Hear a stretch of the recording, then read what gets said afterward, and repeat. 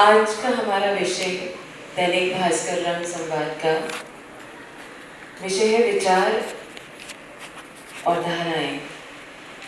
रंगमंच में नए विचार और नई धाराएं, और जो टॉपिक है थोड़ा सा वेग भी है, पर हम कोशिश करेंगे कि हम विषय को समेटते हुए कुछ निष्कर्ष पर आ पाएँ। तो सबसे पहले तो मैं आमंत्रित करना चाहूँगी हमारे आज के अभी जो थोड़ी देर पहले प्ले हो रहा था उसके डायरेक्टर मुजीब खान साहब।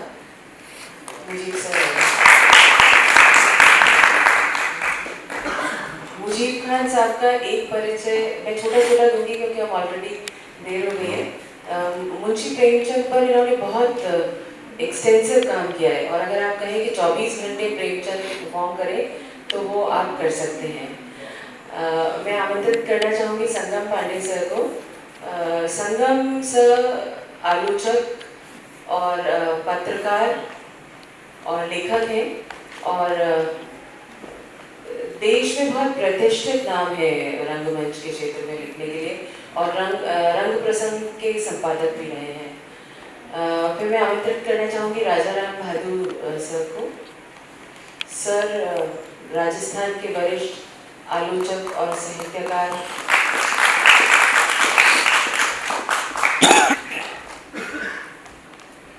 मैं आमंत्रित करना चाहूँगी सिद्धेश को। कल आपने प्ले देखा आइटम, सिद्धेश ने प्ले लिखा है और एक्ट भी किया है, और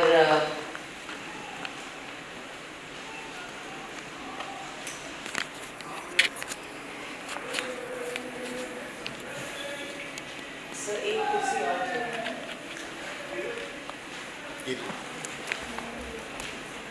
एक नाम और हमारे बीच से बहुत हमारे अपने दिनेश प्रधान जी,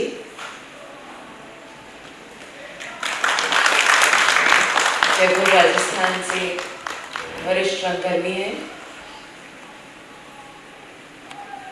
और अब मैं आमंत्रित करना चाहूँगी आज की इस चर्चा के मॉडरेटर श्री दुर्गा प्रसाद जी अग्रवाल, जो साहित्यकार तो हैं ही और कई सालों तक आपने प्रोफेसर के रूप में काम भी किया है। तो आज इस विषय पे बातचीत करने के लिए ये बहुत ही, मैं सर को कमान देती हूँ। Thank you so much.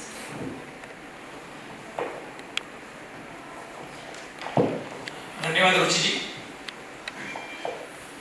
आप सबका इस रंग संवाद में हार्दिक स्वागत। परिचय रुचि जी ने दे दिया है, इसलिए मैं उसको दोहराकर जो थोड़ा सा समय हमारे पास है उसमें से उस समय कम नहीं करूँगा। आज के विषय का चयन जिन्होंने भी किया, उसको जिस तरह शब्दबद्ध किया, वो मुझे बहुत रोचक लग रहा है। विचार और धाराएं, इस शीर्षक को पढ़ते ही मुझे हिंदी का एक लोकप्रिय शब्द याद आया, विचारधारा। साहित्य में विचारधारा की बहुत बात होती है, लेकिन मैंने कभी सोचा भी नहीं था कि इस विचारधारा शब्द को तोड़कर एक नया अर्थ देने वाला पद भी रचा जा सकता है। मजाक में ही सही, मुझे वो एक बहुत घटिया सा शेर याद आया। पहले उसने रस कहा, फिर गुल कहा, फिर ले कहा, और इस तरह जालिम ने रसगुल्ले के टुकड़े कर दिए। तो यहाँ विचारधारा के टुकड़े कर दिए, लेकिन ये मजाक की बात है। यहाँ विचारधारा से कोई विरोध वाली बात नहीं है, लेकिन हम साहित्य की, रंग कर्म की जब बात करते हैं तो विचारधारा कहीं ना कहीं हमारे मन पर हावी रहती है। फिलहाल हम लोग आज की इस चर्चा में उस अर्थ में विचारधारा की चर्चा नहीं करेंगे। हम ये देखने का प्रयास करेंगे, इतना खूबसूरत, इतना सार्थक, इतना महत्वपूर्ण पैनल आज मुझे मिला है, और मेरे मन में खुद ये आकर्षण है कि मैं अपने इन मित्रों से जो इतना सार्थक और इतना महत्वपूर्ण काम रंगमंच के क्षेत्र में कर रहे हैं, ये जानूं, और मेरे माध्यम से आप भी जानें कि आज रंगमंच के सामने क्या चुनौतियां हैं। देश की आज़ादी के बाद जो नए सपने हमारे तत्कालीन राष्ट्र निर्माताओं ने देखे थे, और जिस तरह उन्होंने, चाहे वो NSD हो या रविंद्र मंच हो, उनकी स्थापना करके एक परिकल्पना की थी रंग आंदोलन को देश में आगे बढ़ाने की, और आज़ादी के शुरुआती कुछ वर्षों में वो काम ठीक से हुआ भी, लेकिन उसके बाद बहुत सारी चीज़ें बाहर की भी होती हैं, हमारे भीतर की ही नहीं होती हैं। और उन बहुत सारी चीज़ों में से एक चीज़ जो मेरे ध्यान में तुरंत आती है वो ये कि हमारी ज़िंदगी में एक नई चीज़ आई, टेलीविज़न, जिसने हम लोगों को घर घुस्सू बना दिया। बाहर निकलना हमारा बंद हो गया और हम लोग अपने अपने कमरों में सिमट आए, और उसका सीधा असर और चीज़ों पर पड़ा हो न पड़ा हो, हमारे रंगमंच पर जरूर पड़ा। लेकिन जैसा हर नई चीज़ के साथ होता है, कुछ वर्षों में धीरे धीरे वो आकर्षण, वो जुनून कम हुआ। मुझे याद है, मेरी उम्र के जो लोग यहाँ मौजूद हैं वो याद करेंगे कि जब नया नया टेलीविज़न आया था तो हम लोग कृषि दर्शन को भी उसी उत्साह के साथ देखते थे जिस उत्साह के साथ रामायण या महाभारत को बाद में हम लोगों ने देखा होगा। लेकिन धीरे धीरे अब हम लोग बड़े चूजी हो गए हैं, जो अच्छा लगता है वो देखते हैं, और फिर हम लोग बाहर की तरफ आ रहे हैं, और हमारा बाहर निकलना रंगमंच के लिए भी शुभ साबित हो रहा है। रंगमंच में भी अब नई गतिविधियां हो रही है, नए नए प्रयोग हो रहे हैं। अभी अभी हम लोग यहाँ आकर बैठे हैं, उससे पहले मुजीब भाई का प्रेमचंद आप लोग देख रहे थे, और जितनी भीड़ यहाँ प्रेमचंद को देख रही थी वो अपने आप में हमें आश्चर्यचकित करती है कि नई चीज़ों को देखने का लोगों में उत्साह है और नया काम करने का भी लोगों में उत्साह है।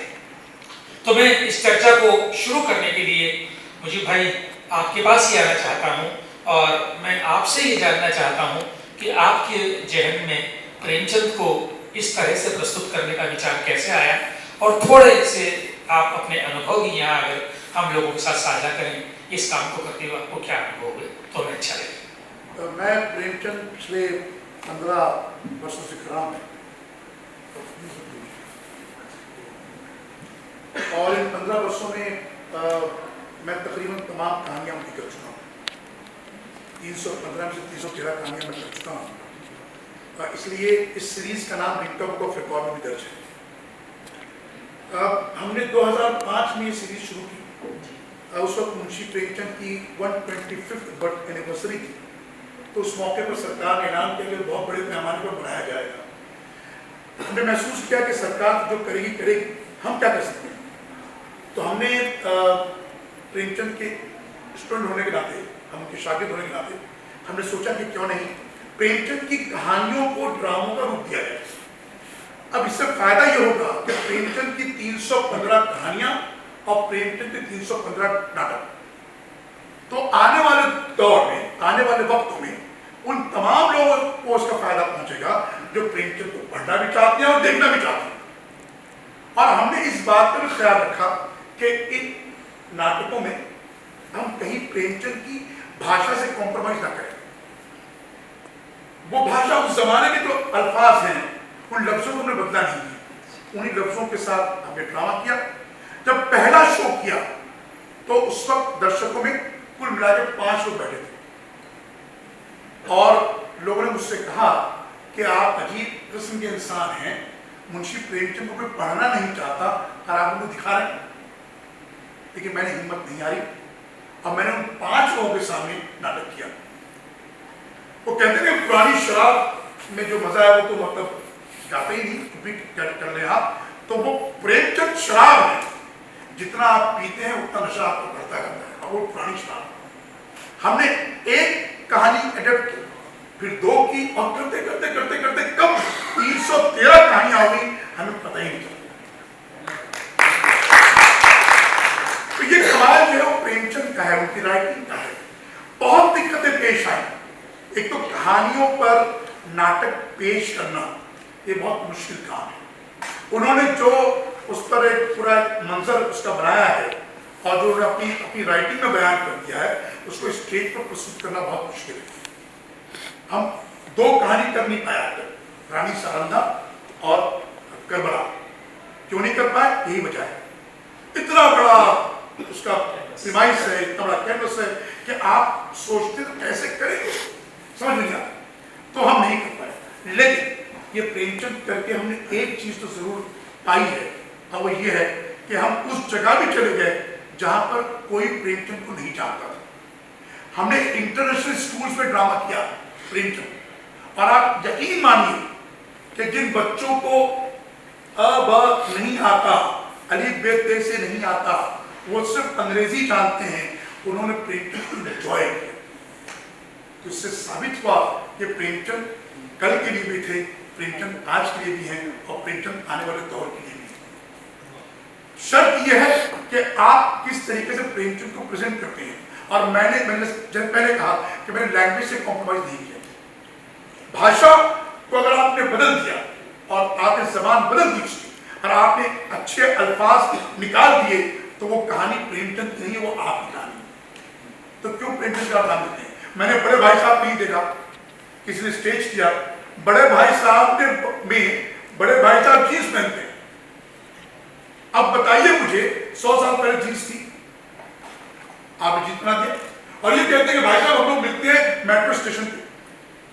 आप बात कब की कर रहे हैं कि जब आगे कहते हैं कि 8वीं पास जो है वो मजिस्ट्रेट बन जाता था। ये डायलॉग प्रिंटर, आप डायलॉग बोल रहे हैं, ये डायलॉग बोल रहे हैं और जींस बना रहे हैं, तो फिर डायलॉग तो बोल रहे हैं, तो निकाल दीजिए, प्रेमचंद का नाम निकाल दीजिए और आप जो करना कीजिए, बिग ब्रदर कर दीजिए नाम उसका, कोई फर्क नहीं पड़ता। लेकिन ऐसे भी लोगों ने ड्रामे किए हैं जहां पर आपको लगता है कि इस तरह के ड्रामे नहीं होने चाहिए, ये प्रेमचंद की कहानियों के साथ मजाक। धन्यवाद मुजीब भाई। ये बात बड़ा आश्वस्त करती है कि आपके प्रयत्नों का परिणाम यह भी निकला कि अंतर्राष्ट्रीय स्कूल्स में भी, जहाँ के बच्चे हिंदी लेखकों के नाम नहीं जानते, प्रेमचंद को लोग देखने और सराहने लगे। आपके इस सारे वक्तव्य से एक सवाल मेरे मन में आता है, और उस सवाल को लेकर मैं संगम पांडे जी तक जाना चाहूँगा। संगम जी, आप क्योंकि एक पत्रिका भी निकालते हैं, आलोचक भी हैं, और इन सारी चीज़ों से आप बहुत अच्छी तरह परिचित हैं।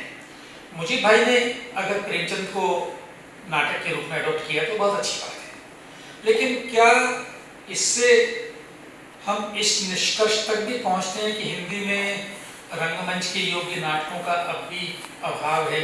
जो बात हम लोग 20, 30, 40 साल पहले पढ़ा करते थे, क्या अब भी हमारे पास ऐसे नाटक नहीं हैं? और अगर नहीं है तो उसकी वजह क्या है? ये तो बहुत बार कहा जाता है कि नाटकों की कमी है, मगर नाटक खेले भी रेगुलर जाते हैं। अब जैसे मुजीब भाई ने किया तो कहानियों को ही नाटकीकरण किया, लेकिन जिस अर्थ में ये कहा जाता है कि नाटक नहीं है, और उस अर्थ में जो लोग मोहन राकेश के नाटक बार बार खेलते हैं, आधे अधूरे आषाढ़ का एक दिन, उस अर्थ में ये समस्या इस रूप में है कि हमारे जो आजकल नाटक आते भी हैं, वो हमारी जो कंटेम्परेरी रियलिटी है, जो हमारा समकालीन यथार्थ है, उसको कितना व्यक्त कर पाते हैं। तो उस लिहाज से मुझे लगता है ये बहुत बड़ी कमी है कि जो यथार्थ है वो इतना पेचीदा हो गया है और इतना तेज हो गया है कि उसकी जो पूरी संवेदना है, उसको लोग उसको केंद्र में रख के कोई बहुत अच्छे नाटक जैसे भी नहीं है। पांडे जी, मैं इसी बात को थोड़ा सा आगे बढ़ाना चाहूँगा।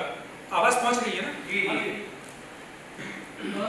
आज का जीवन बहुत जटिल हो गया, बिल्कुल सही बात है, लेकिन उस जटिल जीवन को लेकर कहानियाँ भी लिखी जा रही हैं, कविताएं भी लिखी जा रही हैं, कथेतर में भी लोग प्रयास कर रहे हैं। तो क्या कारण है उस जटिल जीवन को पकड़ने में हमारा नाटक उतना उत्साह नहीं दिखा रहा है? नहीं, सच्चाई तो ये है कि मैं जैसा समझता हूँ कि कहानियाँ भी उस जटिलता को उतना अच्छे तरह से सामने नहीं ला पा रही, और नाटक में और भी कमी है, क्योंकि नाटक लिखना थोड़ा मुश्किल होता है। नाटक एक परफॉर्मिंग आर्ट है। हालांकि जैसे कल इनका जो नाटक हमने देखा सिद्धेश का, वो उसमें काफ़ी हद तक ऐसे इक्का दुक्का कभी कभी देखने में आ जाते हैं। तो उसमें क्योंकि उन्होंने जिस तरह से दिखाया है, तो उसमें मतलब एक जो इंटरनल रियलिटी का एक पूरा जो पूरा कैनवास है वो उसमें सामने आता है। तो इस तरह की चीज़ें कम हैं, और इसका कारण ये है कि जो इसका जो कारण मुझे लगता है वो ये है कि जो दुनिया है वो बदलती है हमारे यहाँ। हम भारतीय लोग खुद नहीं बदलते हैं उसको, वो जो अंतर्राष्ट्रीय प्रभाव होते हैं उनके मुताबिक बदल जाते हैं हम लोग उसी तरह से। हमेशा ही ये होता। जब अंग्रेज आए थे तो उस कारण से बदले थे, फिर जब नेहरूवियन पॉलिसी जिसे हम कहते हैं वो पूरी दुनिया का वही फेनोमेना था, नेहरू ने उसे अडॉप्ट कर लिया। और इसके बाद अभी जो ग्लोबलाइजेशन शुरू हुआ तो उसके जितने टेक्नोलॉजी के कारण जितने भी प्रभाव पड़े हैं उनको हमने उसी तरह से ले लिया, मगर हमारा खुद उसमें स्टैंड और उसको हमने बनाया भी नहीं है। जैसे आज की दुनिया जो कॉम्प्लिकेटेड हुई है उसका एक कारण टेक्नोलॉजी भी है, लेकिन हम लोगों ने उसको बनाया नहीं है, तो हम लोग उसको कैसे उसको समझ भी नहीं पाते। ये मेरा अपना जो धारणा ये भी है कि जो विचारधाराएं हैं बाकी की, जैसे मार्क्सवाद है या कहना चाहिए कि जो डेमोक्रेसी का पूरा कॉन्सेप्ट है, ये भी हमारा अपना नहीं है, ये हम लोगों ने असल में सीधा सीधा उठाया हुआ है। तो मेरी अपनी मान्यता ये भी है कि वो मार्क्सवाद जैसी चीज़ को भी हम लोगों ने सत्यानाश ज़्यादा किया, उसका कोई सार्थक इस्तेमाल इस देश में नहीं होने पाया। तो ये इस असल में ये जब हम विचारधारा की भी बात करते हैं तो इस बात को समझना चाहिए कि हर एक समाज का, हर देश का अपना एक दार्शनिक उत्स होता है। और मेरा इस बारे में ये मानना है कि जो ये विचारधाराएं जो आई हैं सब पश्चिम से आई हैं, तो पश्चिम में दुनिया की एक तरह की जीवन प्रणाली है और जो भारत है वो उसकी एकदम रिवर्स जीवन प्रणाली है। जो और उस तरह से हमारे अपने समाज को लेकर दार्शनिक स्टडीज बहुत ज़्यादा हुई नहीं है, बहुत ज़्यादा क्या, बहुत ही निल, शून्य के बराबर है। तो अगर हम उसको नहीं समझ पाएंगे तो हम किसी विचारधारा को भी समझ नहीं पाएंगे, और किसी विचारधारा और अपने समाज को नहीं समझ पाएंगे तो हमारे यहाँ उस लेवल की साहित्यिक रचनाएं नहीं होंगी। जैसे साहित्य और कलाओं के बारे में मेरा ये एकदम ये कंफर्म ये है धारणा है कि हमारे यहाँ का कुल जो साहित्य है वो कुल मिला के नैरेटिव है, मतलब कि वो सिर्फ बातों को वर्णन करता है, वर्णनात्मक है मूलतः उसका स्वभाव, वो उसकी डेप्थ में नहीं जाता है। आप जैसे कि पश्चिमी साहित्य पढ़ें तो आपको एकदम समझ आता है कि नहीं ये कोई बात कह रहा है जो कि वो बात नहीं है जो दिख रही है, उससे अलावा उसके अंदर की बात है। ये चीज़ हमारे साहित्य में नहीं है। हम लोग एक मूलतः एक वर्णनात्मक साहित्य और कलाओं वाला समाज है, और इसकी भी वजह क्या है, फिर वो बहुत लंबा विषय हो जाएगा, विषयांतर हो जाएगा। पांडे जी, आपने बड़ी उत्तेजक बातें कही हैं, मुझे भी बड़ी उत्तेजना हो रही है कुछ बातों को लेकर, लेकिन मुझे लगता है अगर हम लोग उन गलियों में चले जाएंगे तो अपने विषय से दूर निकल जाएंगे। इसलिए मैं बात को फिर से हमारे समकालीन रंगमंच की तरफ ही लाना चाहूँगा ताकि हम लोग कुछ सीमित समय में अर्थपूर्ण बात कर सकें। अभी सिद्धेश के कल रात वाले नाटक की चर्चा हो रही थी। सिद्धेश का कल रात जो नाटक था आइटम, उसके अभी बाहर भी बहुत सारे लोग सराहना कर रहे थे। इन्हें 2018 का मेटा अवार्ड भी इस नाटक पर मिल चुका है। तो सिद्धेश, थोड़ा सा तो आप कल के नाटक के बारे में बताएं, उस नाटक को लिखने का विचार, उस नाटक को करने का विचार कैसे आया, और उस नाटक को करते हुए आपको किस तरह का फीडबैक ऑडियंस से मिला।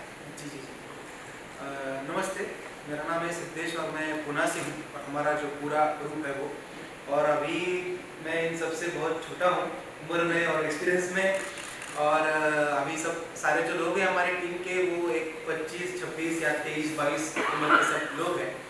और ये नाटक मैंने 3 साल पहले लिखा था, और मैं पुणे में रहता हूँ, तो मुंबई जो है वो पुणे से नज़दीक है, 3 घंटे का बस रास्ता है, तो मुंबई में आना जाना रहता ही है। लेकिन तब मैं इतना फिल्म इंडस्ट्री से मतलब मेरा मतलब जान पहचान नहीं थी, लेकिन मैंने कुछ मतलब मेरे कुछ ऑब्जर्वेशंस थे, और प्रिंट मीडिया हो, रेडियो हो, या फिर तो टेलीविज़न मीडिया हो, फिल्म हो, तो इन सब में मैं एक सोच रहा था कि एस्थेटिक्स की बात लोग किस तरह से कर रहे हैं, किस तरह से एस्थेटिक्स सेट किए जा रहे हैं। कोई तो सेट कर रहा है, कोई तो बदल रहा है, जैसे हम बोलते हैं ट्रेंड सेटर। ये नाटक एक ट्रेंड सेटर था, तो इसने ट्रेंड मतलब नया ट्रेंड शुरू कर दिया और लोग उसको फॉलो करने लगे। वही बात जो अभी चल रही है विचारधारा, कहीं से तो विचारधारा, नई विचारधारा आती है और नया विचार आ जाता है। अब मैं रहता हूँ पुणे में तो हर महीने में 4 कंपटीशन रहते हैं, हर कंपटीशन में 50 लोग आते हैं, 50 ग्रुप्स आते हैं परफॉर्म करने के लिए। तो सोचो कितने लोग हैं अभी जिनको पुणे में नाटक करना है।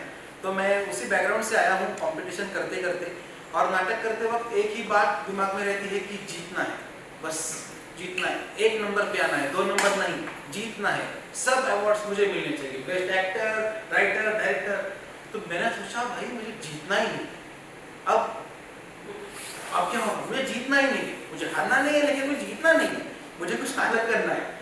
तो ये एक तो थॉट मेरे दिमाग में था, और आइटम लिखने की प्रोसेस जो थी वो मैं एक और नाटक लिख रहा था, लेकिन एक रात को बस मैंने मेरे लैपटॉप पे जो नाटक का प्रमुख पात्र है एल राकेश, उसका एक 2-3 पेजेस का मोनोलॉग बस लिख दिया। तो लिखने के बाद मुझे ऐसा लगा कि कुछ तो एक्सीडेंट हुआ है मेरे साथ, मतलब ये कहाँ से आया मेरे अंदर। मैं तो, मेरी फैमिली बैकग्राउंड अलग है, मेरे दोस्त अलग है, लेकिन ये आया कहाँ से। और फिर मैं मतलब मेरी खोज में भी निकला कि मेरे अंदर ये कहाँ से आया और मैं क्यों लिख रहा हूँ, मेरे अंदर क्या चल रहा है।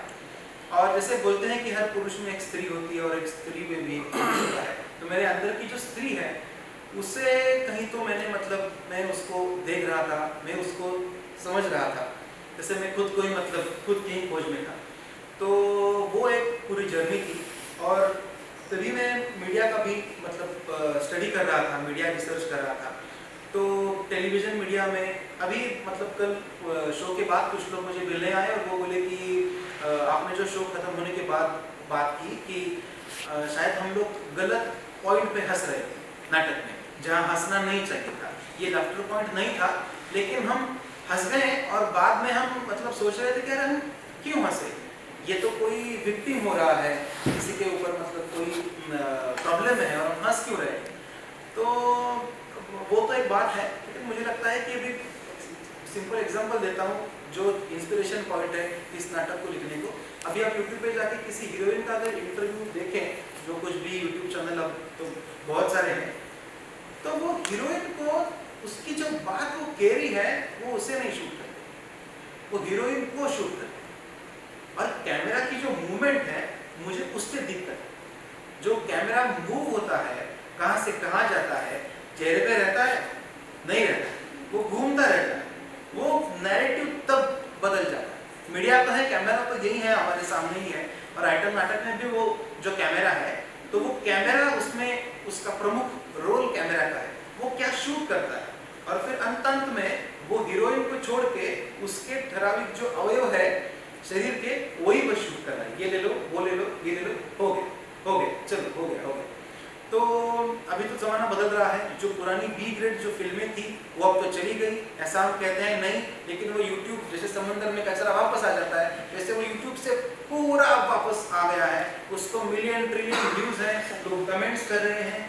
तो एक बहुत कॉम्प्लिकेटेड नैरेटिव है बी ग्रेड फिल्म का, लोग उसे देखते हैं और उसमें जो एक जेंडर पॉलिटिक्स की बात है, और ये तो शब्द भी उसे यूज नहीं करना चाहिए, लेकिन जिस तरह से वो पूरी स्टोरी रचते हैं, उसमें जो स्त्री का रोल होता है, वो सब मुझे देख के ऐसा लगा कि अरे ये लोग देख रहे हैं, इसके नीचे कमेंट्स भी हैं।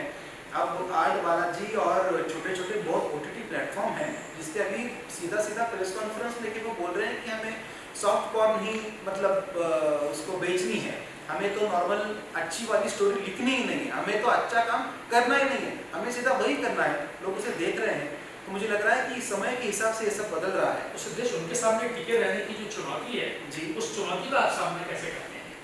सामना तो मतलब अभी आइटम को लेके अभी नाटक करते समय विषय तो नाटक का जो है, तो हमें लग रहा था कि अरे परफॉर्म करते वक्त अगर हमने वो एक लाइन क्रॉस कर दी तो हमारा नाटक भी एक बीच में जैसा होगा, तो फिर फर्क कहाँ है।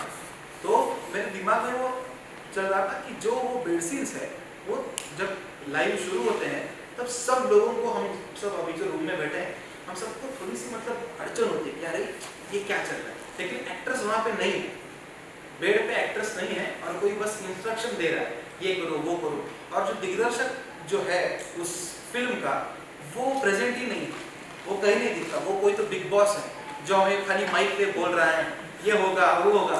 तो जो डायरेक्टर है, जो प्रोड्यूसर है चैनल के, फिल्मों के, वो कहीं तो ऊपर बैठे हैं और वो सब ये नैरेटिव सेट कर रहे हैं। तो नैरेटिव के बारे में बात है, मीडियम के बारे में बात है, जेंडर पॉलिटिक्स के बारे में बात है और एस्थेटिक्स के बारे में बात है। अच्छा, क्या आपका नाटक कई जगह प्रदर्शित हुआ है? जी, अभी हम अहमदाबाद गए थे नटरानी फेस्टिवल में, लखनऊ गए थे रेपरेटवार फेस्टिवल में। ऑडियंस का रिएक्शन कैसा रहा इस नाटक को लेकर? एक सरप्राइजिंग बात ऐसी है कि हम पुणे से हैं, लेकिन पुणे में इस नाटक को इतना ज़्यादा अच्छा रिस्पॉन्स नहीं है। मैंने कल दीपक से भी मैं बात कर रहा था, तो इसका रीज़न है कि क्या है, कॉम्पिटिशन बहुत है तो लोग वही देखते हैं, अरे ये फर्स्ट नंबर या सेकंड नंबर। तो मैंने छोड़ दो, और हम मराठी हैं लेकिन हम हिंदी नाटक कर रहे हैं, और वो बोलते हैं कि यार तुम हिंदी नाटक क्यों कर रहे हो। तो मैंने तो मतलब मेरे दिमाग में ऐसा नहीं था कि हिंदी नाटक लिखना है, बस वो लिखता गया और उसके बाद में मुझे पता चला कि अरे हिंदी नाटक पूरा लिख के तैयार है। लेकिन हम जब लखनऊ गए थे या फिर दिल्ली हम जब गए थे, कलकत्ता गए थे, तो नाटक खत्म होने के बाद परफॉर्मेंस में, डायरेक्शन में या फिर डांस में भी, कोरियोग्राफी में जो जो छोटे छोटे न्यूएंसेस है, जो जो छोटे छोटे ऐसे क्षण है नाटक में, पूरा मोमेंट से भरा हुआ नाटक। और मैंने लिखते समय ट्राई किया है कि स्ट्रक्चर जो होता है क्लासिकल स्ट्रक्चर नाटक का, उसे अगर थोड़ा बहुत कुछ नया डायमेंशन में दे पाऊँ तो फिर उसमें मेरा कुछ मेरी कुछ बात रहेगी, मैं कुछ अलग स्ट्रक्चर बना पाऊंगा, अलग रेसिपी इसेंस बना पाऊंगा। तो वो शायद अच्छी तरीके से वो इसेंस, जैसा क्षितिज दाते ने इस नाटक का डायरेक्शन किया है, तो उसकी हेल्प से और पूरी जो हमारी 22 लोगों की टीम है, वो सब जो लीड रोल करते हैं, साइना तनुवार, दीप्ति, अभी रुचिता यहाँ बैठी है, तो इन सब के साथ वो अच्छी तरीके से जाता है और लोगों को वो जो छोटे छोटे न्यूएंसेस है, डायलॉग्स है, वो याद रहते हैं। और अभी मैं दिल्ली गया था तो एक जन आया और उसको नाटक के कुछ डायलॉग याद थे, तो वो मुझे बोला था अरे सुनो, मुझे आपके नाटक के कुछ डायलॉग मालूम है। वो छोटे छोटे डायलॉग्स मुझे कह रहा था।